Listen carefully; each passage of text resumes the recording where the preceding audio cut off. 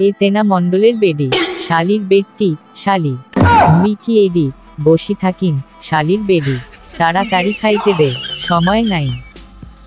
এই জারোয়া গোলামের বেটা গোলাম সারা দিন কাজ কামাই নাই, শুধু খাই খাই করে থাকো, আর খাওয়া হলে এলাকার যেত মেয়ে আছে তাদের পিছন পিছন ঘোরা,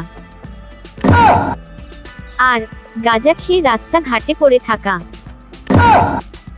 আজকে কোনো খাওয়া হবে না, জাউরা গোলামের বেডা। কেড়ে কেলটু তোর কি হয়েছে? না রে ছকমল, কিছু হয় নাই, কিছু একটা তো হয়েছে তোর। এখন বুঝলাম তোর কি হয়েছে। আমি নিশ্চিত তুই আর তোর বউয়ের মধ্যে ঝগড়া হয়েছে, আর তোর বউ তোকে গুঁতো দিয়েছে। আরে ছকমল তুই কি বললি?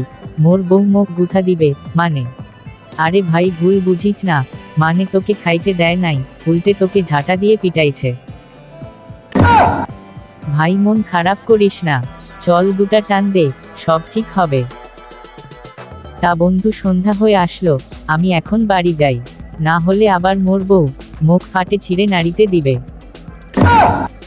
শালা তুই হলি শুধু মাইয়ার গোলাম, মোর মাইয়া মোর সাথে এমন করলে দেখলি হয় মাইয়াকে কি করতাম। হচ্ছে থাক থাক বলা লাগবে না, তুই যে তোর মাইয়াকে কি করতিস তা জানা আছে। আগে যে তোর মাইয়ার পা দুটি ধরতিস আর কাঁদতিস আর ক্ষমা চাইতিস। আমার কথা এ শালা জানলো কি করে? হচ্ছে ভাই থাক, এখন বাড়ি যাই।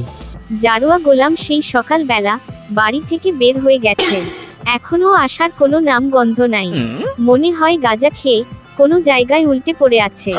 আজকে আসুক আগে বাড়ি, ঝাঁটা দিয়ে এমন পিটান পিটামু, গাঁজা খাওয়া ভুলবে ভুলবে, সাথে ওর বাপের নামও ভুলবে।